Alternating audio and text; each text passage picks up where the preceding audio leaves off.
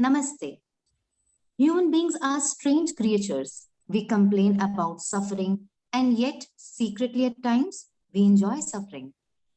It is counterintuitive to state that anyone can enjoy suffering. After all, we pay healers to end our suffering.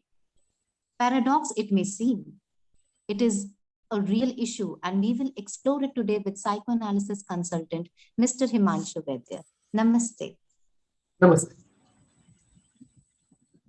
Mr. Vaidya, is it true that human beings can derive or do derive joy from suffering?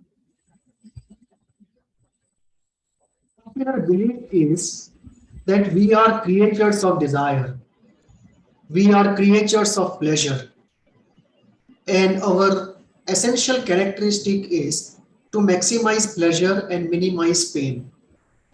Our ideal is to have a world of ceaseless pleasures and no pain at all. So this is the popular understanding. We see here pleasure and pain are seen as two ends of a continuum and opposite to each other. Pleasure is happiness, pain is suffering. So it's a binary, it's a zero-sum game. We want pleasure, we don't want pain. We want happiness, we don't want suffering. This is our popular understanding of ourselves and of others. To a large extent, it is true. But this is not a complete truth, it's a partial truth. Psychoanalysis tells us that there are qualified nuances to this popular belief. There are exceptions to this popular belief. Psychoanalysis tells us that there can be situations where we voluntarily love suffering or invite suffering, or we let go of pleasure and happiness. Some of the situations be like this. One, situation of voluntarily giving up pleasure. For example, you have 10,000 rupees to spend and you may like to spend it on your child and not on yourself. So you are giving the pleasure of your own and you feel more happy doing it while you are doing something for your child. So contrary to the popular belief that we always try to maximize our pleasure and minimize our pain, here we have a situation of voluntarily giving up pleasure for the sake of somebody and feeling happy in that. Strangely, we are feeling happy even as the pleasure is reducing. From a strict binary point of view, we have voluntarily given up pleasure and therefore, by definition, invited some suffering, and yet we feel more happy. So voluntarily giving up of pleasure is one situation, which we do in everyday life for the sake of our relationships. So do you mean it is not the pure pleasure, like pleasure of giving is also a pleasure? So this is like depriving self and giving it to other. Is this what you are trying to put here? That is the pain? So the depriving of oneself, you could have bought a dress for yourself, rather you pay the fees of your child. So you deny yourself the pleasure, and in that denial, you get more happiness than you would have got by indulging in yourself. So here we see a situation where, for the sake of relationships, you deny pleasure to yourself. And even though, by virtue of that, if we say that you have de facto invited suffering, even though you feel happy. Take second situation, people who are in revolutionary movements, like say Bhagat Singh, they invite pain, right? They invite suffering, and yet they feel happy about it. Right. So for the sake of an ideal, we can sacrifice pleasure, we can invite suffering and torture. And that is where the second exception comes, that for the sake of superego happiness, we can invite suffering and feel happy in that suffering, more happy than in the counter situation of no suffering. So walking on the path of ideals often involves inviting suffering and yet feeling happy about it. When you always have the choice of not walking on that path and being free from that suffering. But between the two choices, somebody chooses to walk on the path of ideals and invite the suffering and feel happy in that. The third situation is of pure masochism, where Okay. the pain itself becomes a source of happiness. Pain becomes pleasure. And we'll go in details of it, what are the three situations in masochism. But here we can see how the line between pleasure and pain, happiness and suffering gets blurred. And they no longer remain like two ends of a continuum. Because in masochism, you invite suffering because you love suffering, you love the joy of suffering. The fourth is of not being able to give up the neurotic suffering for which somebody has come to psychotherapy because secretly one is enjoying it. So on the surface is suffering and in the unconscious mind is a secret joy. There is a very literal sense, a joy associated with suffering. And fifth is Right. the joy which is associated with uh, uh, secondary gains, that somebody may have come to therapy, but the secondary gains are so high that because the pleasure of secondary gains cannot be given up, one does not give up the suffering per se. And there Okay. is secret love to continue that suffering.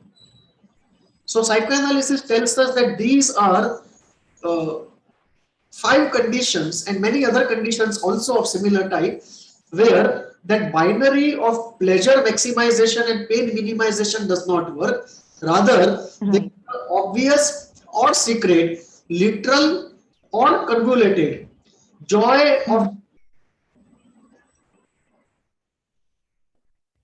Very interesting, Mr. Vaidya. In fact, when you talked about this part where the secondary gains can be the hindrance in the healing process itself, where the seekers can get stuck.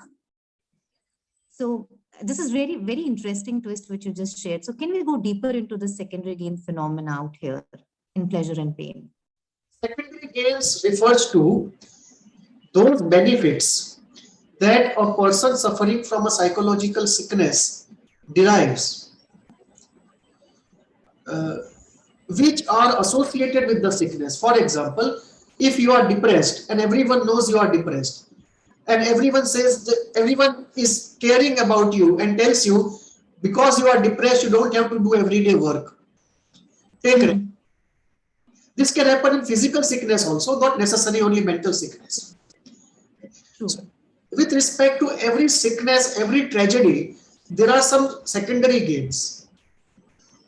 That if I am depressed and everyone is caring about me and they tell me, till you get well, you don't have to do anything, I am able to escape the fear of responsibility. I am able to escape hard work. I am able to escape the expense and the time spent in the real world doing something hard and difficult. I am able to escape the risk and uncertainty of this world. I am able to escape uh, the fact that in this world every day my narcissism is going to get hurt and reality will show me my face which is imperfect. My dream of grandiosity gets broken every day in this world if I go out there to work. So these Hmm. are secondary gains, and these secondary gains I would classify as regular secondary gains. Okay. There is a second category of secondary gains which have to deal. So these regular secondary gains are common for everybody. Hmm. Even if you have a fever and no psychological problem, even then these gains would still apply. And there would be a Right. secret desire that I wish the fever continues. Children have it many times that parents are very good to them when they are sick.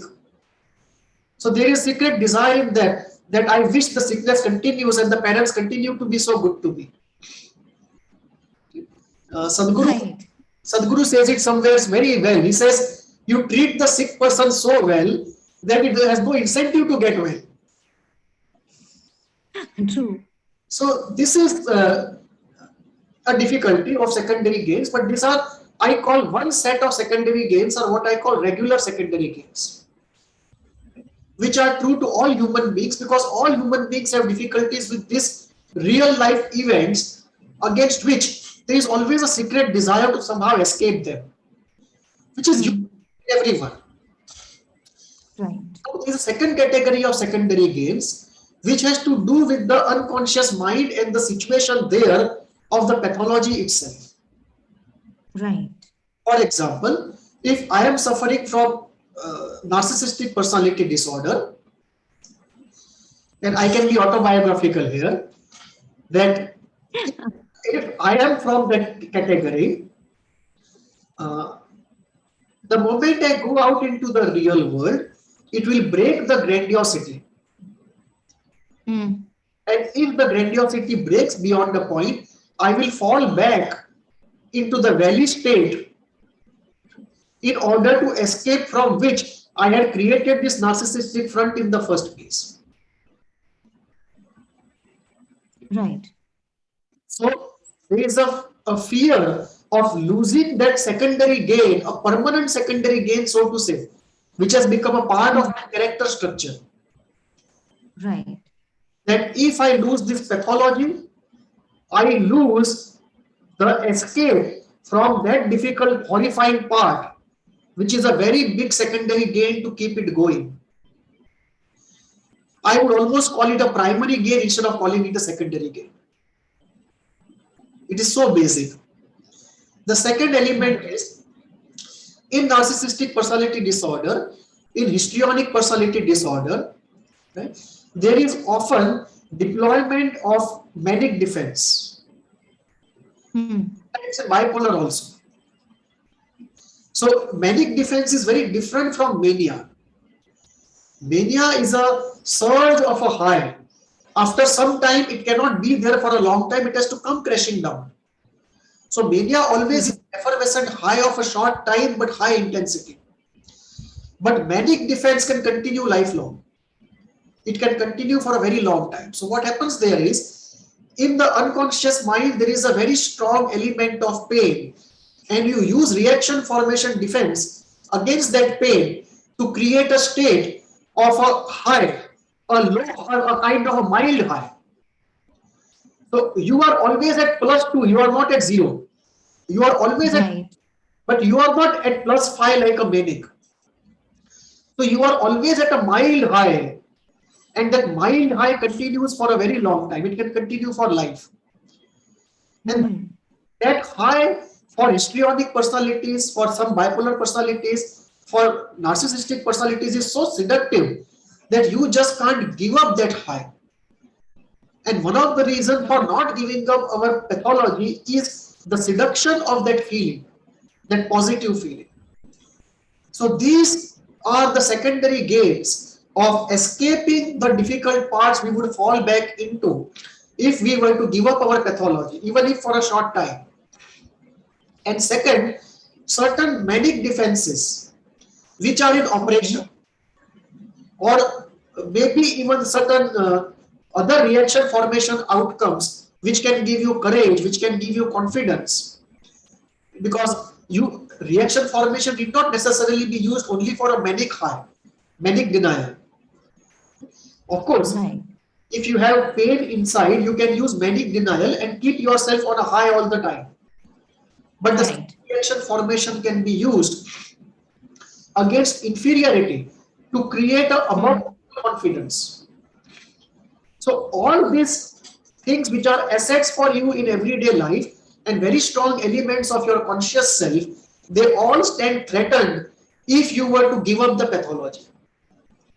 So the canvas of secondary gains is much larger than we believe. That in giving up the sickness, Right? There is a lot else to be given up apart from the secrets.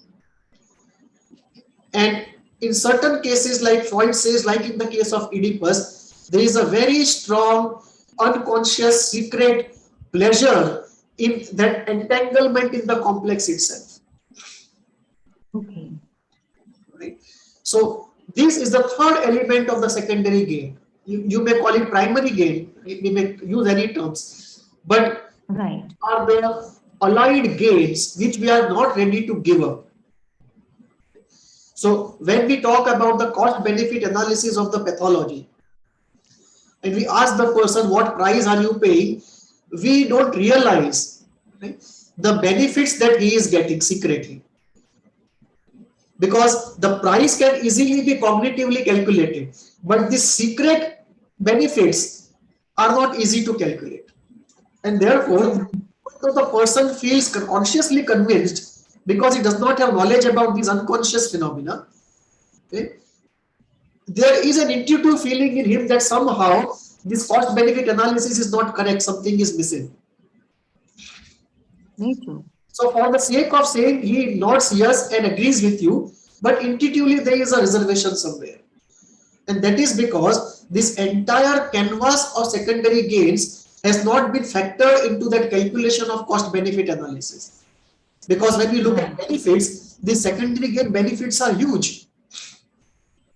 And therefore, the person is not able to clearly see, right, that it is not in his interest. He is confused, because unconsciously he feels that maybe this is in his interest, because he is not dealing with a 90-10 situation, he is dealing with a 40-60-40 situation. So there is so this area of secondary gain also is an area where the joy of suffering, right, or acceptance of suffering, or tolerance or accommodation of suffering, or getting along with suffering, all of this is at play. In fact, that's so interesting when you say that, like how our unconscious, disguises using the different defenses, taking pleasure out of the victim holding position. So that also means that the fear to get rid of those secondary gains, that involves a lot of pain. So the fear of pain involved in the healing process itself is, we would say, a resistance causing effect.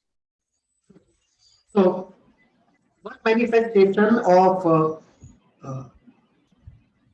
the suffering being syntonic, where the person does not see suffering as dystonic, Okay. is because we are not able to apply the principle of short-term pain for long-term gain in therapy. So in the unconscious mind, if pain is repressed, or anger is repressed, or guilt is repressed, or envy is repressed, and we know the healing process very clearly, that they have to be brought out, felt fully, and in a moment of catharsis, we let it go. But that short period of time, 10 minutes, 20 minutes, half an hour, 1 hour, maybe a few hours, we are not able to bear the intensity of that pain even for a short period of time, and therefore we are not able to say goodbye to pathology. So what appears on the surface as a joy of suffering can in this situation be the terror of pain. But because terror of pain, the joy of suffering gets established. That over a period of time, not only one is accommodating, but one normalizes suffering. Because in chronic sicknesses, after some time, Lacan calls it symptom. Okay. That you get so used to the symptom, and the symptom is so deeply understood, that partial relief happens and partly you learn to live with it. Okay. So there is a demarcation there between symptom and suffering. But that is for a minority of cases in the long run. Coming back to our context, the pain is so unbearable that we continue to patronize the joy of suffering out of fear of the pain. And one thing that we forget often is we don't factor in the secret pleasure of suffering. That in the unconscious mind, there is a very secret pleasure of what appears to the conscious mind as suffering. Take, for example, the fixation in the So because of that, let us say the anxiety is continuously coming up. So from DSM standpoint, you have a generalized anxiety disorder. From psychoanalytic standpoint, you have a fixation in the Oedipus. Now, you come to psychoanalytic psychotherapy. And you are not able to get deeper into your Oedipus and resolve it out of two problems. One, the fear of castration. It's difficult to bear the anxiety. Two, the anger involved in that situation, the anger towards the parent of the same gender. Third, the pain of losing an object in that triangle, an object so deeply desired. And one very important element is the secret pleasure that you get because of that entanglement in the unconscious. So often what happens is we focus very well on the negative aspects of the pathology, but we forget the pleasure involved.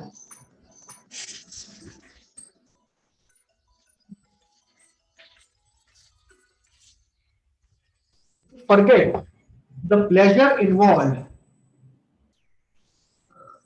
unconsciously. And this happens often. Many people who have anxiety because of fixation in the Oedipal part of the personality, whenever the anxiety arises, one way is to do analysis based upon castration anxiety. But the second way, which very few people use, but it works very well, is to tell the person that secretly you're enjoying it. In the unconscious, there is an enjoyment of it. And when the person knows it and goes deeper into it, often the anxiety subsides. Okay. So this is one more element where the fear of pain directly and the fear of loss of pleasure, which is an indirect fear of pain, both of them are at work. Why we are not able to put into operation short-term pain for long-term gain in the therapy situation. There is also another area which I have found why people are not able to do it. Yeah, that is because of certain factors which I have realized why catharsis does not happen. Okay. Feelings don't come up. And some reasons are, one is the split is open. Okay. So because the split is open, there is a terror that after the feelings are expressed, there will be a severe attack. And the other person towards whom the feelings are being expressed is omnipotent. Okay. So that person will come to know magically what you are doing in the therapy room. Okay. One is the split is open, leading to fear of attack post expression of emotions.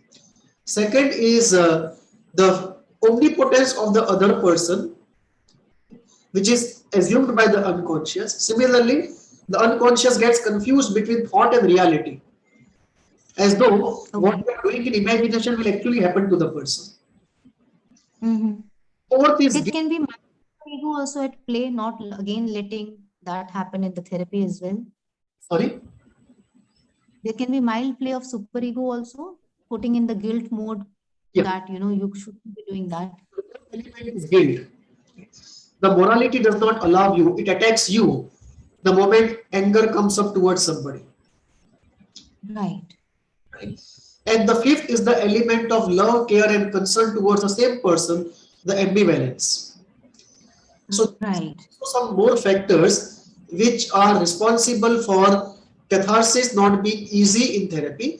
So, we should not go only by one factor. but definitely there is a very strong element of secondary gains which perpetuate our joy of suffering, or rather the friendship with suffering. So as you were just explaining the whole thing repeatedly, you use the word that secret joy of pain.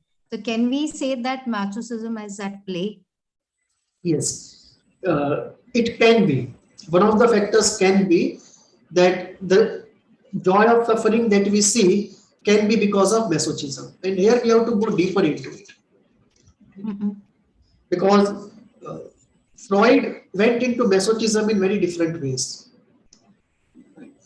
And many things are understood by masochism. So today it has become a very wide term as to what we will understand by masochism.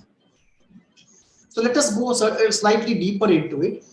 First, we can define something called pure masochism.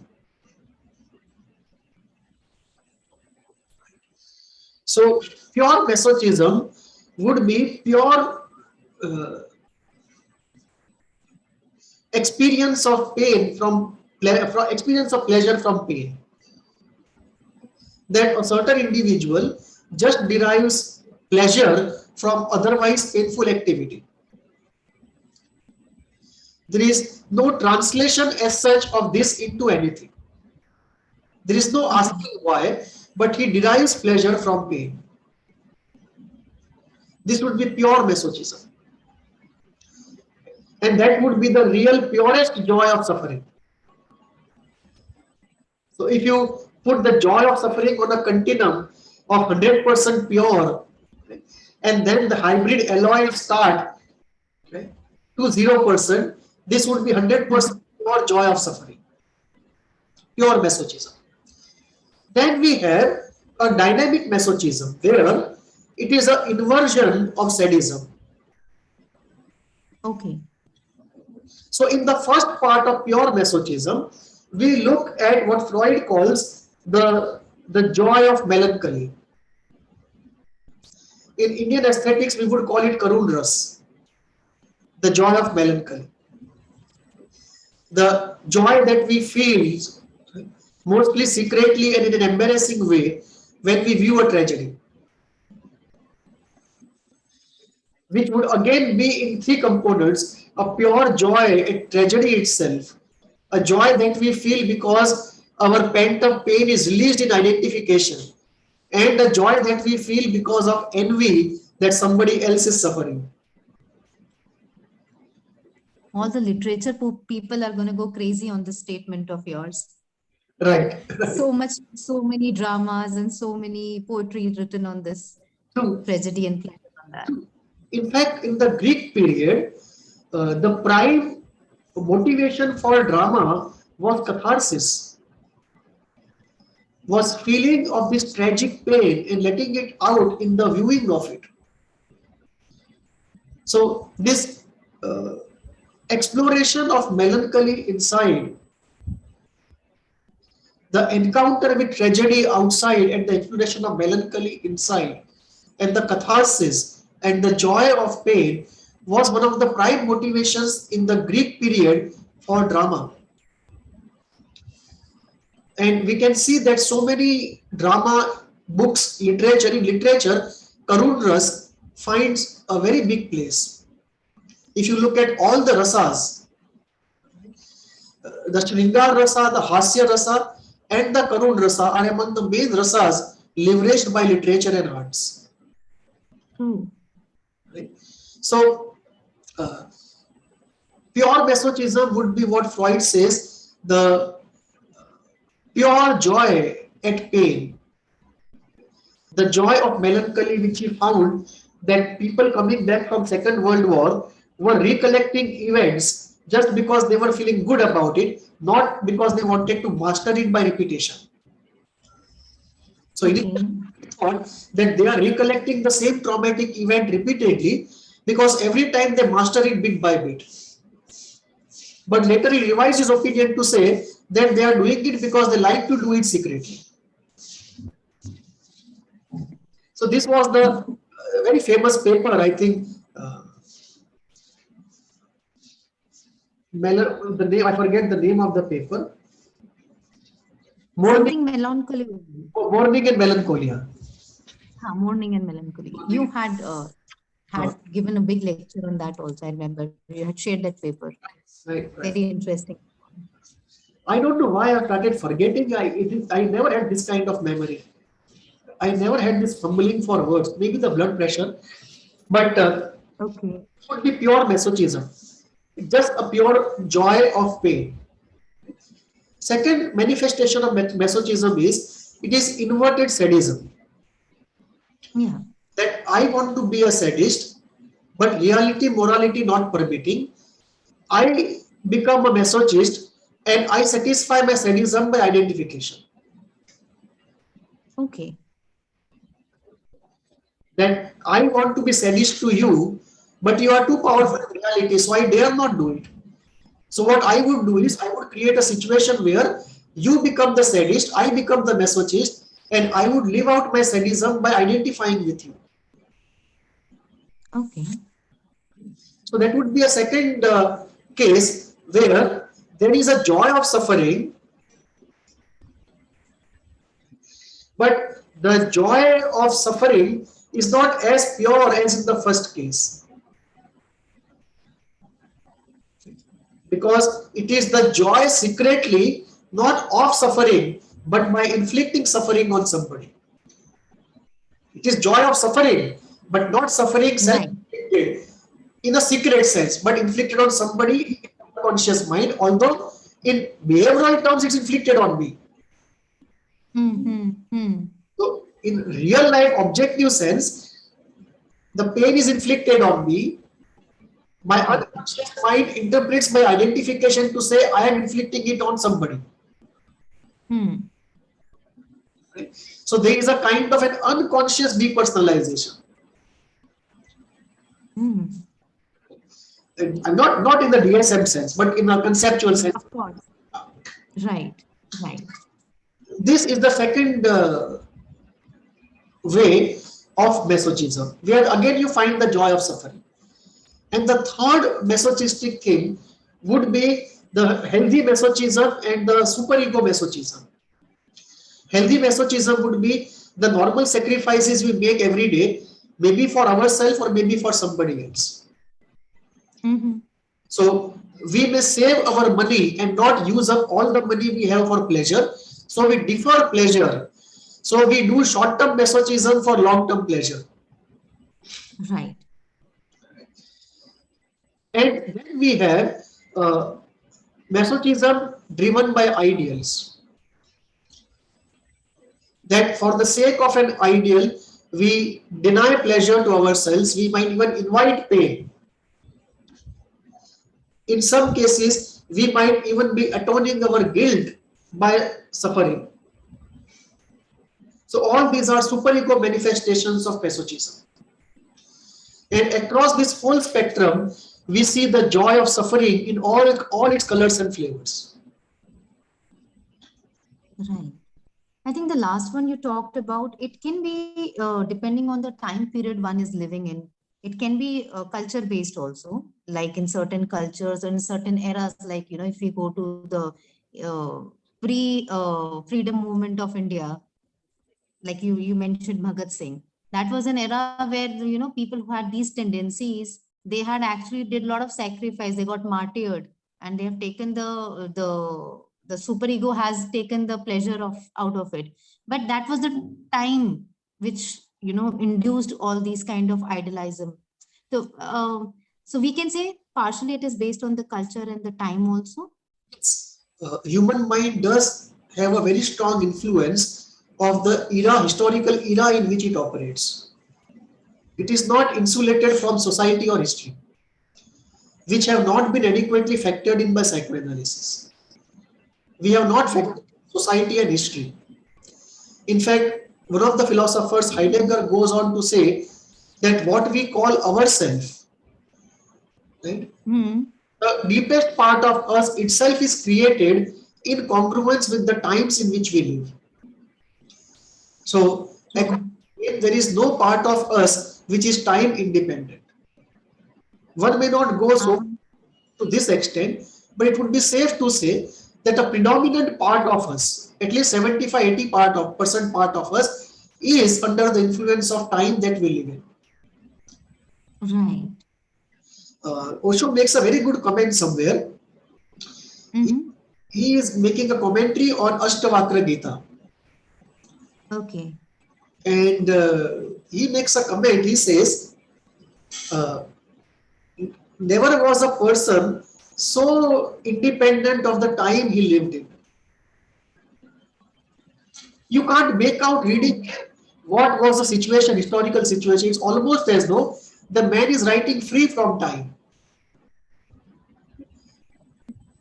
And that looks valid to eternity. I mean, it just appears as though there is no contamination of the thought process. Let me not use the word contamination. No influence of the thought process by the time in which he lived.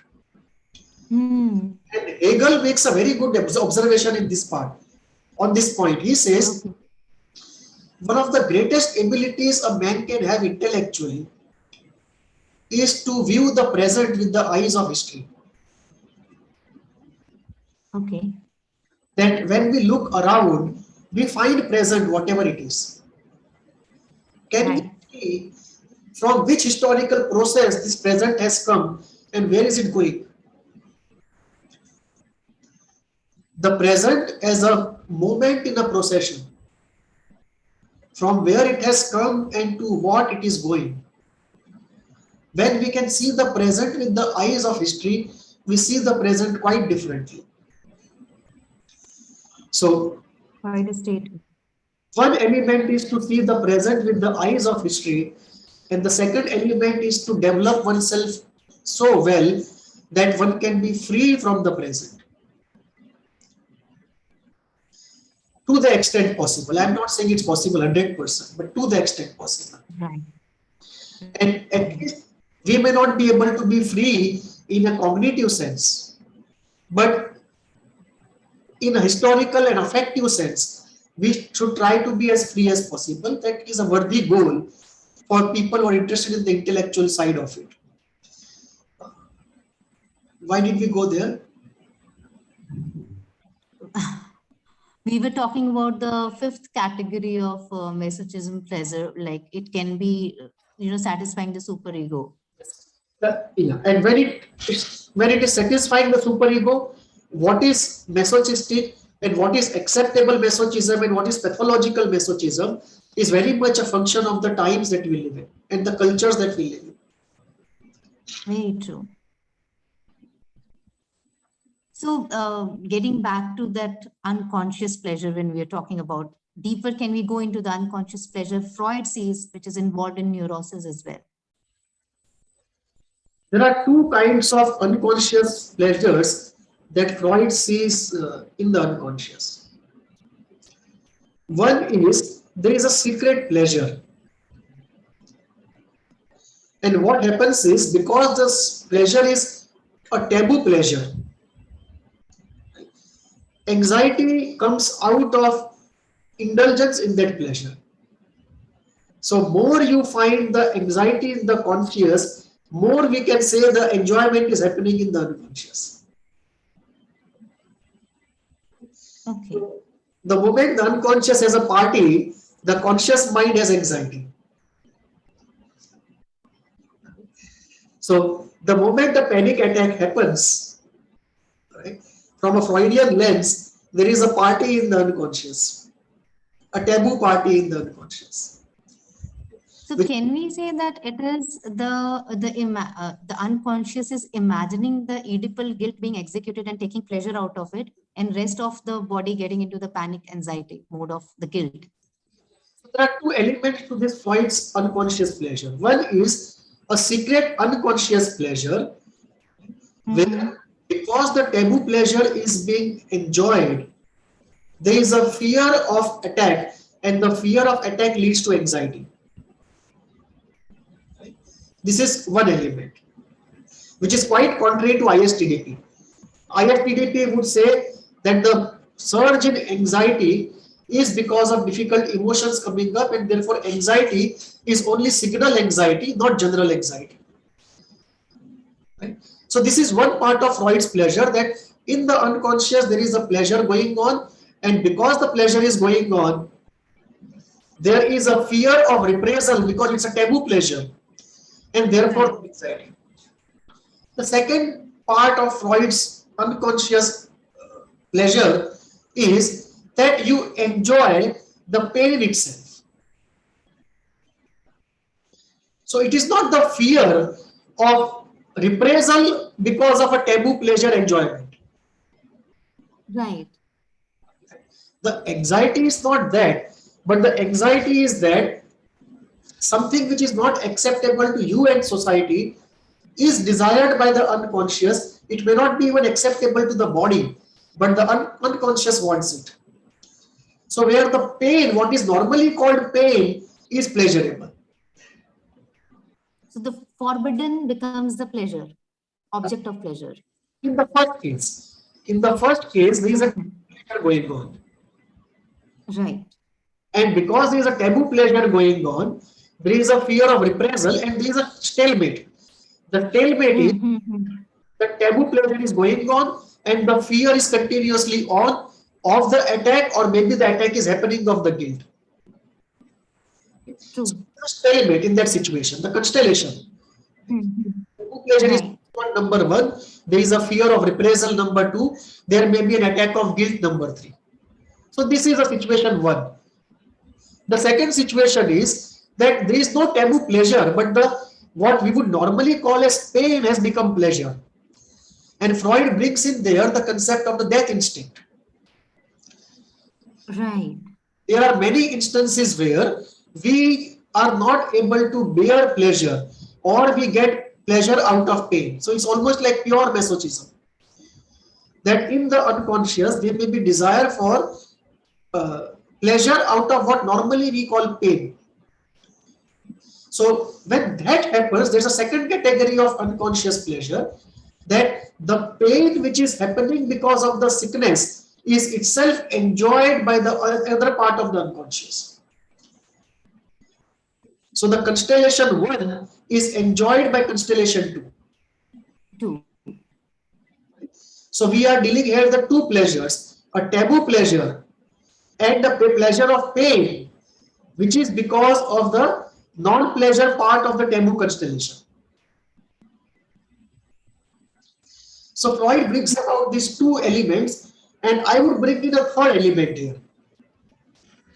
The two more concepts I would bring in. One is the transition of pleasure and pain. Okay. Lacan calls jouissance.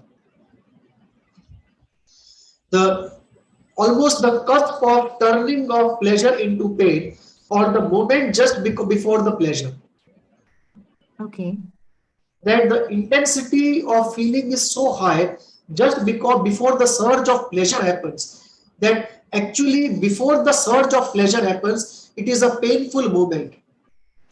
We don't experience the painful moment as painful because we are in the process of anticipation of pleasure. But the body experiences that as a painful moment. It's not a pleasure hormone. Right. So the build up to pleasure often is painful. We don't feel the pain because the anticipation of pleasure is so high. Indian psychology would call it that the process of search of pleasure is itself painful. But we don't feel the pain of that painful search because of the lure of Maya.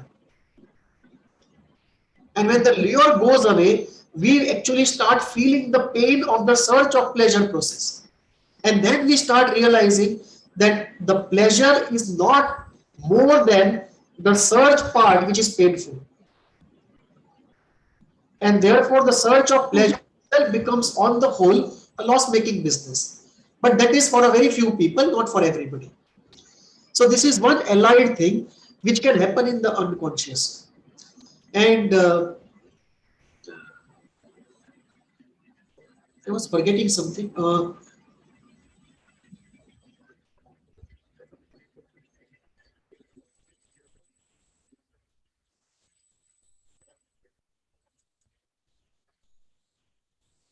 The transition of pleasure to pain, you started a discussion from the transition of pleasure to pain. And one more element is inability to bear too much of pleasure. So there comes the concept of integration anxiety, that Okay. the effervescence and the fountain of pleasure is rising so fast and so furious that there is a terror inside of disintegrating into pieces. The ego is not sure if it can maintain its stability and control in the middle of that hurricane of pleasure. And therefore, the ego demands that that instinct be used to calm down that surge of pleasure. And often, Okay. in that situation, in my own case, I drink a cup of tea because the Okay.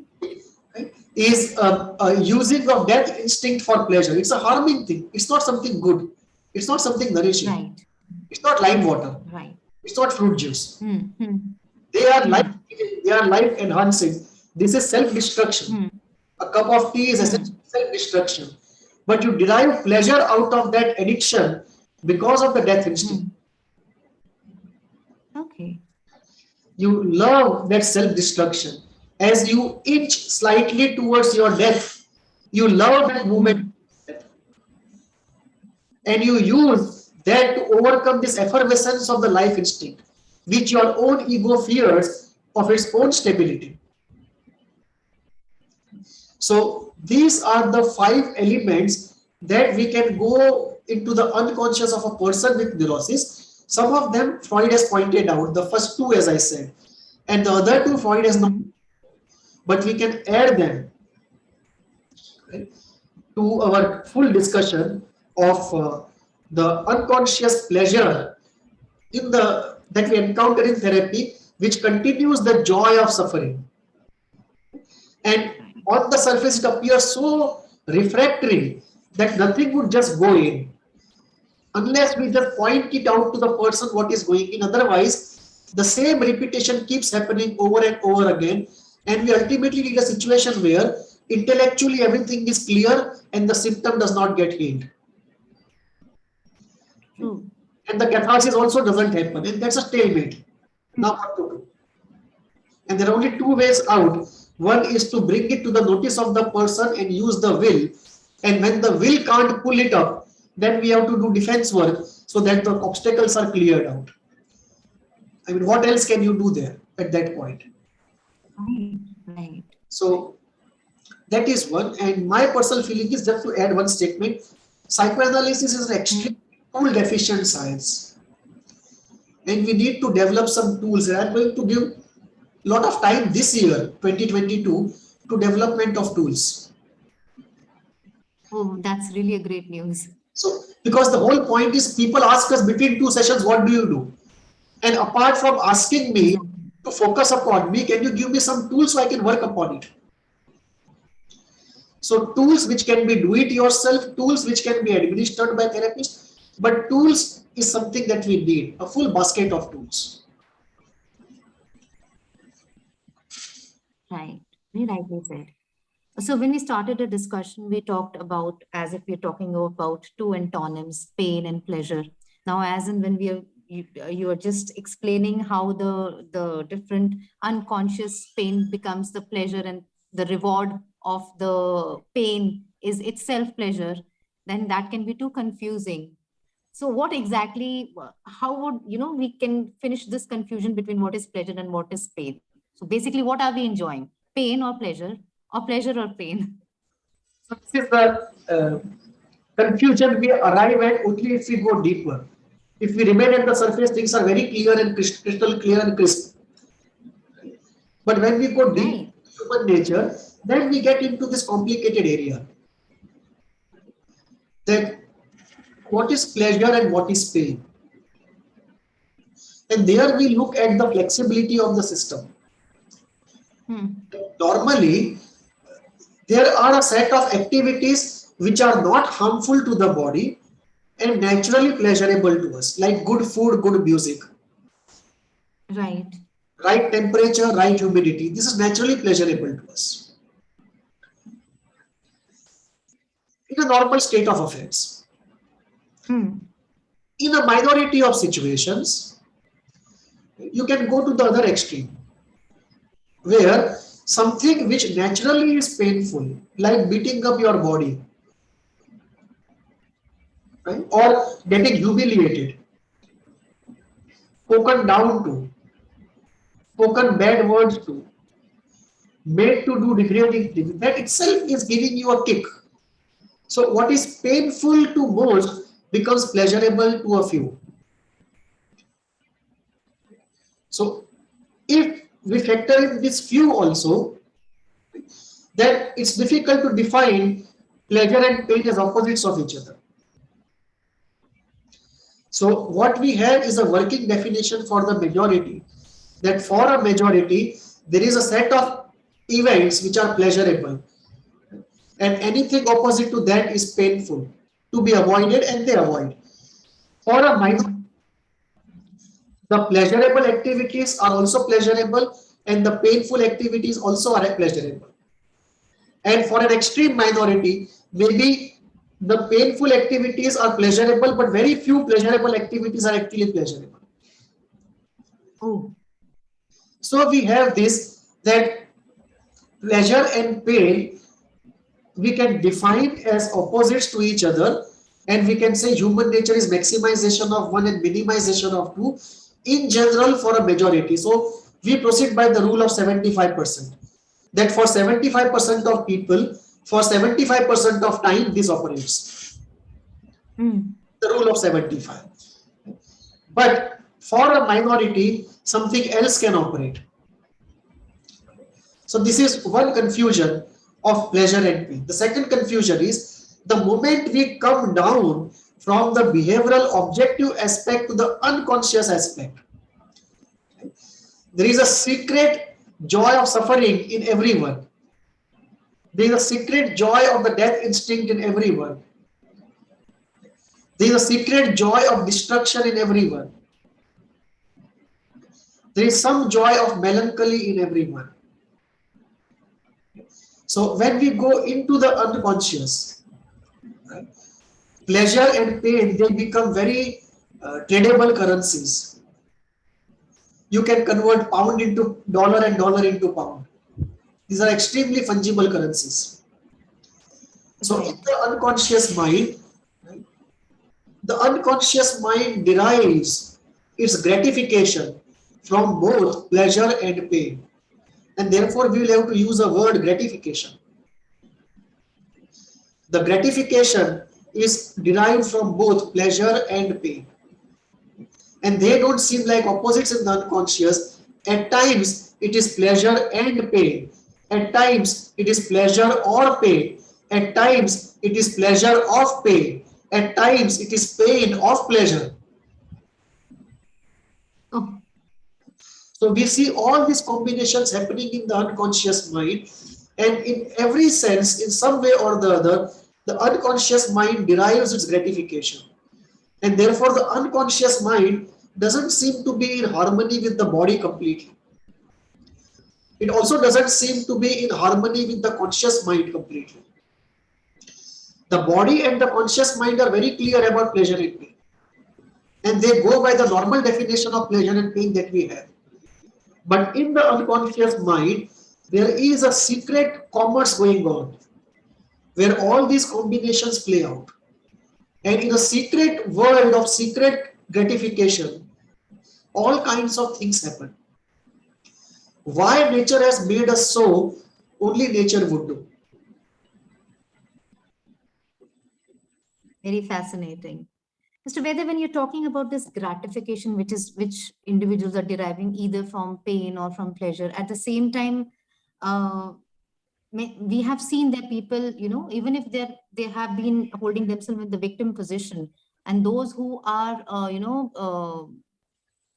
doing some kind of abuse or giving pain to them, there is this revenge seeking, which also brings a lot of gratification. So how would we fit in this kind of pleasure from, suppose somebody X has done something wrong with Y, and then X wants Y to suffer, right? So if the Y suffers, there is pleasure. So this is very indirect dynamic to pleasure pain. Is there identification? Is there projection or something else coming here? What exactly it is?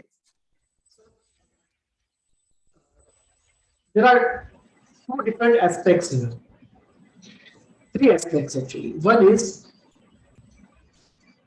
I want revenge from somebody who has done something to me.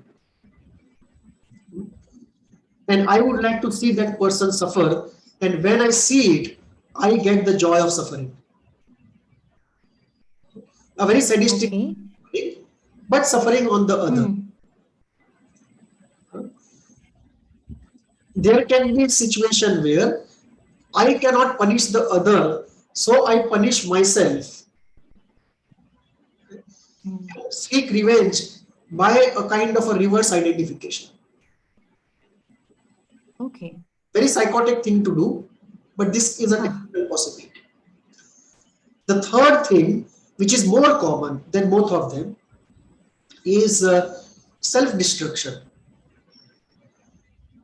That you are angry with your parents and therefore you create a psychosomatic sickness or a psychological sickness in yourself and refuse to give it up so that you can hurt your parents and take revenge. So you hurt yourself to hurt your parents and take revenge.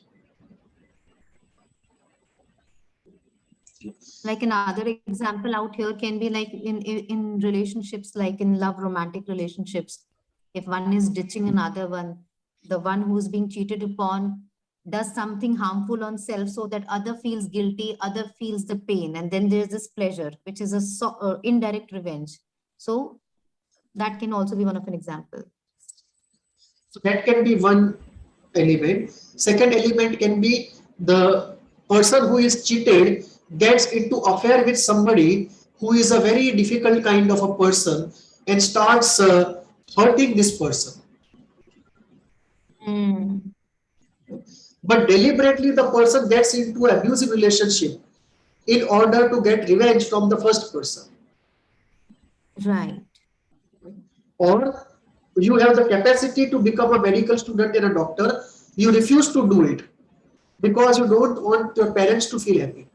You want defiance.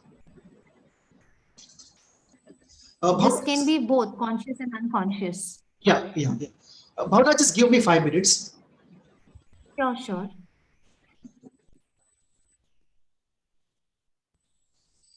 I often ask patients, are you done with your revenge?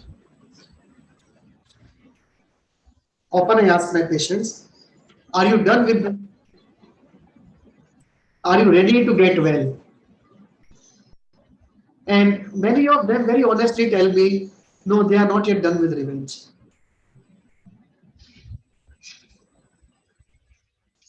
So in chronic psychosomatic sicknesses, we find this quite often. Take the example of food allergies. Many children who are extremely angry with their parents develop food allergies. And when they go to hostels, or if by some situation the parent dies, the food allergy vanishes.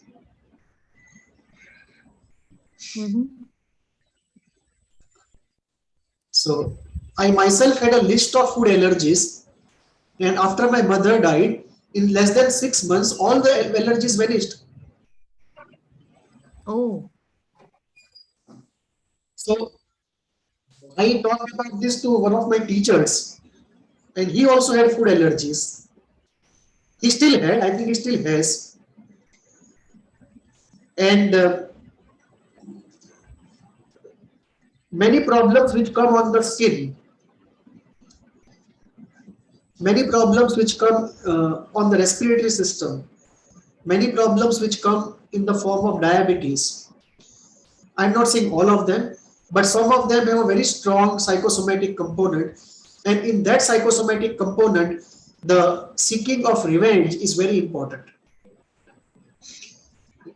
That the joy of suffering is secret. So on the surface, you can have a skin sickness or an asthmatic sickness and lot of suffering. but that is sustained because secretly you are getting a joy of revenge. That is because you feel so hurt by the parents, and in morality and reality, you are not allowed to seek revenge openly. And there is a highly ambivalent relationship. So ambivalence, reality, morality, nothing permitting, the only way to seek revenge is by destroying oneself. And the destruction can be in the form of destroying one's career, destroying one's looks, destroying one's married life, destroying one's finances.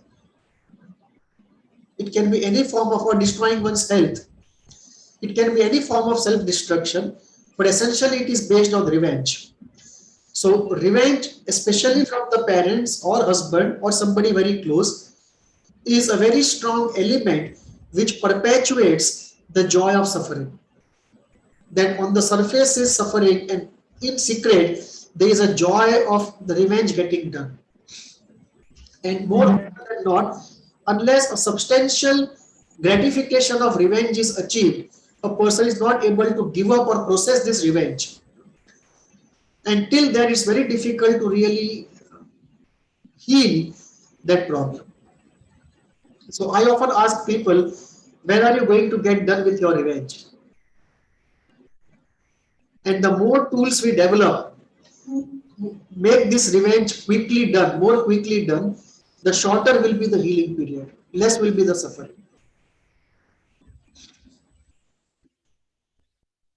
Right.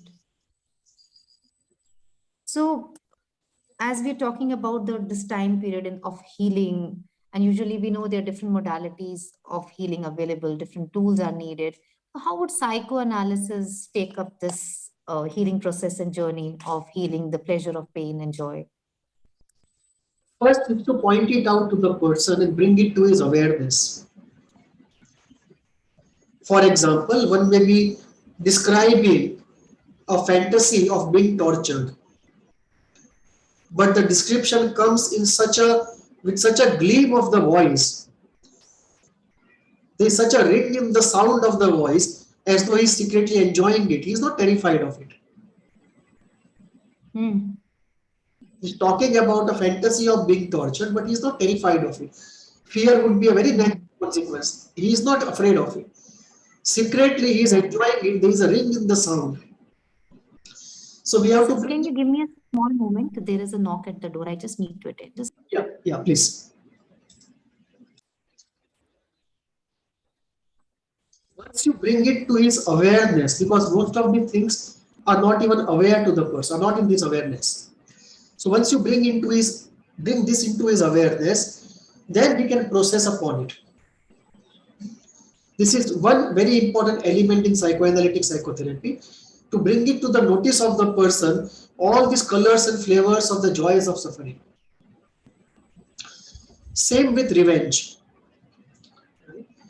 We have to bring it to the notice of the person that this is what seems apparent. Same with masochism. Same with sadism, which inverts into masochism. Same with disintegration anxiety, because there is a fear of effervescence of pleasure.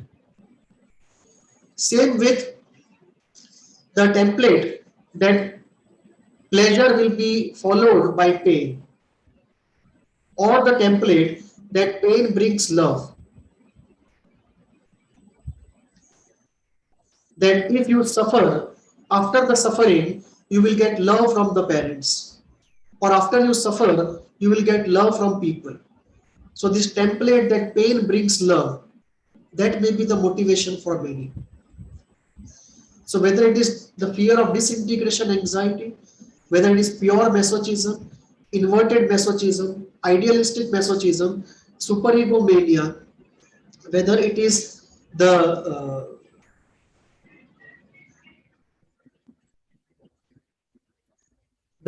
fear of disintegration, whatever the cause be, if it is brought to the notice of the person, that is number one. And it may not meet with acceptance right away. It may meet with denial. It may get into a very common situation that the person denies it in the 5th session and accepts it in the 55th session, which is quite a common thing in psychoanalysis. So, first is to bring it to the notice. Second is to ask the person what to do about it. Because he himself has to decide what to do about it. Nobody has appointed us as saviors of humanity. We can't decide for him. So if he feels that Masochism is the right way to live, none of our business, but he should be aware of what he is doing. He should be clear about the cost and benefits. He should be clear about the pathology involved. And most people obviously would like to heal the pathology and not live with it. So then we have to get into the second part of revisiting the past and see how it has built up. Where did it come from? How did it start in the first place? Obviously, nothing can drop from heaven. It has to start somewhere. So nothing can drop from heaven, and in rarest of the rare cases, everything will be because of constitution. In 99% of the cases, environment will be responsible to different degrees. So we have to see how did it start? When did it happen the first time? How did something pathological got normalized? That now it has become very much a part of the character structure. The person has so long lived with it that now living a normal life seems so different to the person. He has become so good friends with the pathological state that a normal state looks like an aberration. Movement into normalcy is anxiety provoking. And this is where another element comes in, what I call the tragic holding state. That the person is into a tragic state, but he knows he has survived in that state for a long time. And that gives him hope that maybe he will survive another equal number of years in future in that state. But there is no guarantee what will happen in the healthy state, which is a new state for him. And there is a horrifying fear of the unknown. So what appears as healthy to us, the normal, may appear terrifying to a person who never had normal as his everyday experience. So this transition to the normal has to be supported. And there will be entries and exits into the normal. That the person heals, gets into the normal, gets too afraid of it, comes back. Goes into the normal state and some tragedy happens and the person comes back. It is only after trial and error and repeated efforts that the person is able to establish a new normal. And throughout this process, the holding, the interpretation, the knowledge, the information, the clarity, the consistency, and the classical psychoanalytic work of the split, the envy, the greed, the jealousy, the Oedipus, the murderous and torturous rage, the classical work of psychoanalysis has to proceed, but the core has to be this: how to enable the person and support the person to move from a normalized pathological state into a feared of normal state, and how to make the normal state the real normal of the person. So those are some of the areas that we deal with in psychoanalysis, and difficulties arise on two counts primarily where we get stuck in a deeper sense. I'm not referring to the ordinary resistances, but very deep-seated difficulties. One is a fragile ego that may take a very long time to build. And second is very high proportion of death instinct. Many people won't even like to use this concept, but if you use this concept, it may be very high proportion of the death instinct. But even if you don't use that concept, you can say very high amount of aggression, which has turned destructive into self and others. One, and two,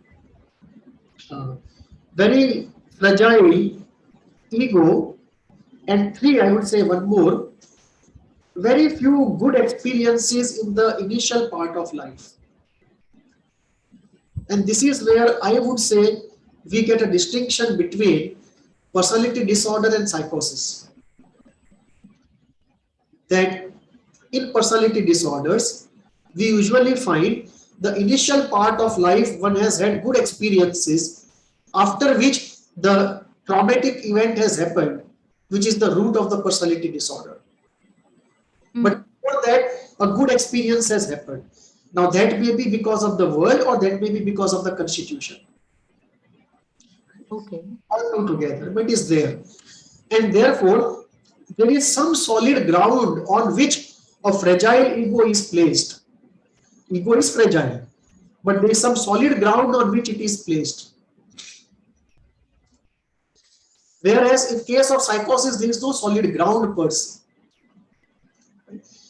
That is not to say that if early life you have good experience and then you don't have good experiences, your traumatic experiences, psychosis cannot happen. I'm not saying this kind of a unique determinism, but in many cases we find that partly because of constitution, partly because of environment, in the first part of life itself, good experiences were not there. There was no solid ground on which even to keep a fragile ego. So early life absence of good enough experiences and the fragile ego, they create difficulties in situations of this type, because the joy of suffering is not a simple unravel or cure. And when we have that accompanied by a fragile ego, it creates a different situation altogether. So these are some of the difficulties which come up. Apart from a constitution which is not cheerful. If we have a constitution which is cheerful and positive, it adds to this whole process. And if it is not there, subtracts and makes the process even more difficult. Right. So when we were talking about joy and pain appearing as antonyms and then they becoming like two sides of a coin, you talked about depriving oneself of pleasure. You talked about the death instinct in play. When we see different kind of enlightened people like Buddha, they have, they were the brand ambassadors of sacrifices. Like look at Jesus, look at Ram. They have been the epitome of sacrifice for sacrificing things for others. So when we see all these kind of personalities who have this, the distinct flavor of spiritualism in them. So what is going on there actually? How would you say that why are they sacrificing? What is to do in their personality which is very different than others? The spiritual domain, we look at four different situations in this context. First is, Sri Aurobindo talked about some states of spirituality, some advanced states where even physical pain appears as very condensed form of pleasure. That called pain actually is a very condensed form of pleasure which the body is not able to tolerate. And it is actually felt as a kind of a solid ecstasy. What is called the rapture in the body, a rapture in the nerves. Right.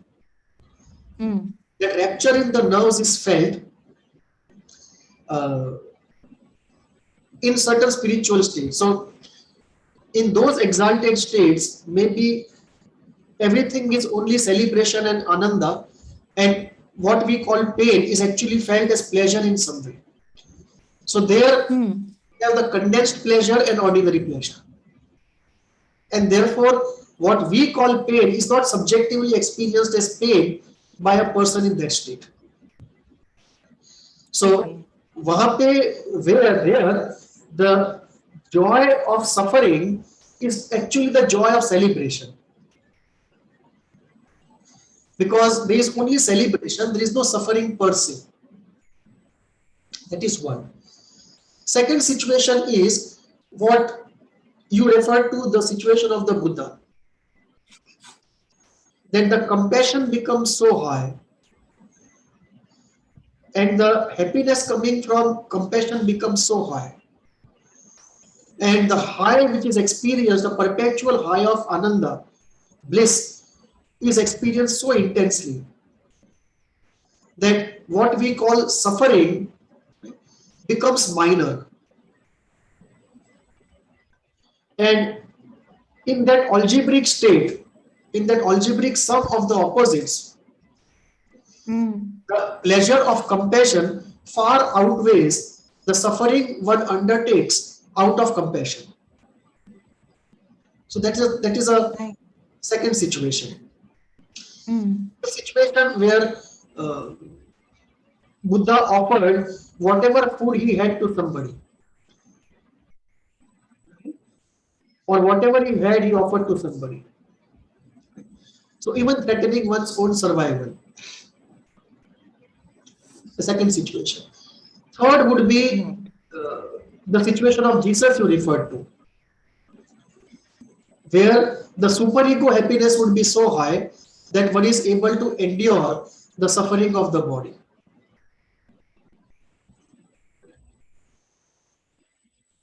The fourth would be, some people see it as karmic settlement of the karmic debt.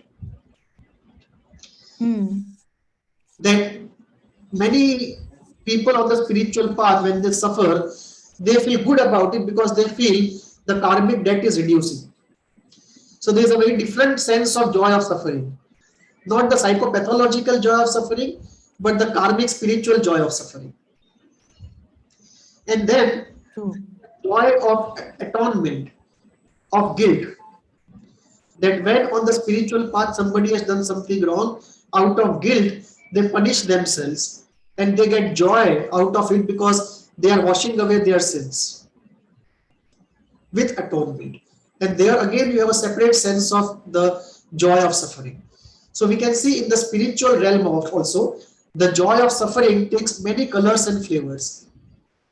Right. Very distinct from the joy of suffering in the ordinary psychopathological sense, where again it has many colors and flavors. True. Oh, it's always a pleasure you sharing your knowledge with us, adding on to topic and pain to bring such a wonderful discussion to an end. So it has been a pleasure again to go deeper into an esoteric arena. Do write to us at hvindia@gmail.com. Thank you so much, Mr. Vedya. Namaste. Yes.